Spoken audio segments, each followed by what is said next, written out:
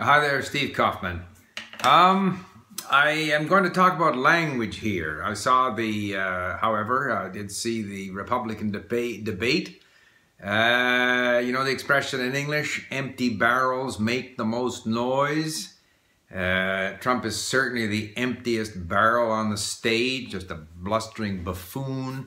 It's depressing to think that he's in the lead.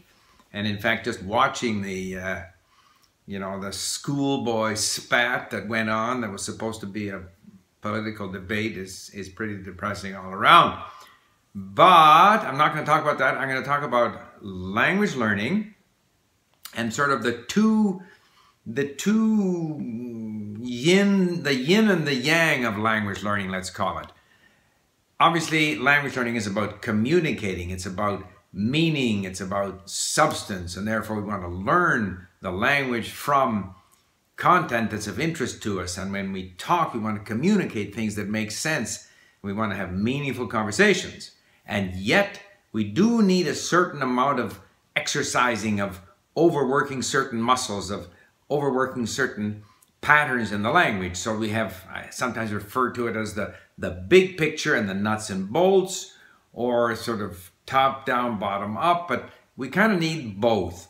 So just a quick comment, someone pointed out to me that when Mark Zuckerberg made his Chinese speech to those university students in Beijing, who were an elite group of students, and he spoke to them in Chinese, many of the students there were not very impressed because they wanted to hear something of substance from Mark Zuckerberg, and his Chinese is not really good enough to actually have a really meaningful exchange with these students, all of whom speak English much better than he speaks Chinese. So really, in the interest of communication, he should have spoken in English after perhaps a brief introduction in Chinese, because the authenticity, the substance of the communication is so important. And that's why I like to listen to things that relate to history and so forth and so on. But some degree of exercise we also need. So I was thinking about this as I went off to my 24-hour fitness, which is located not too far from me here in Indio, California. And not only do they have a room full of all this exercise equipment, but then they have individual rooms where twice last week I went to a thing called boot camp, where this lovely lady just pushed us through our paces, where I was just exhausted between jumping and stretching and push-ups and God knows what. So what is that? How does that relate to language learning? You know, I was thinking of the tremendous cost of university education. A very poor return on the money invested, where, professors are not that interested in teaching. They're more interested in doing research for their peers, which is of very little interest to anyone. It's a bloated bureaucracy. It costs a fortune. Whether it's paid for by the student or by the taxpayer, it is very expensive.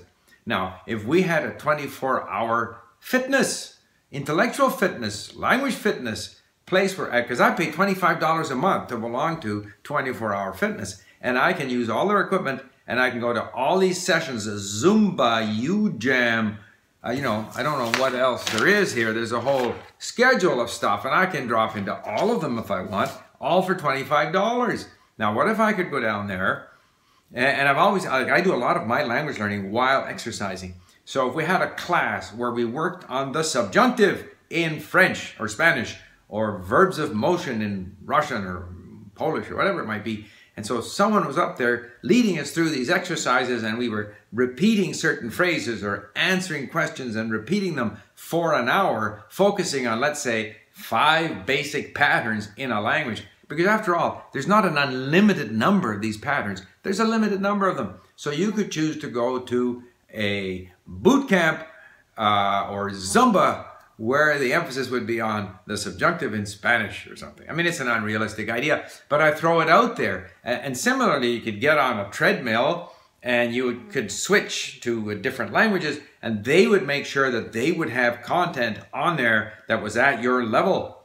And you would pay $25 a month to go down there and access their exercise equipment and participate in their classes. And you could either be doing movies on your stepper for half an hour, or you could be working on the subjunctive. So you would be combining both the substantial, content-based, authentic, interesting stuff while exercising, or you would be focusing on exercising certain aspects of the language. And I think we would improve a lot doing that. I think the whole idea that to learn the language, we have to sit around and talk to each other, sit around and listen to classmates who can't speak the language stumble through reading or talking or explaining, to me, it's just a waste of time. So I throw that out there just as an idea to get the ball rolling, and I look forward to your comments. Now I gotta get my remote here and see if I turn this off correctly. There you go. Look forward to hearing from you. Oh, it didn't stop.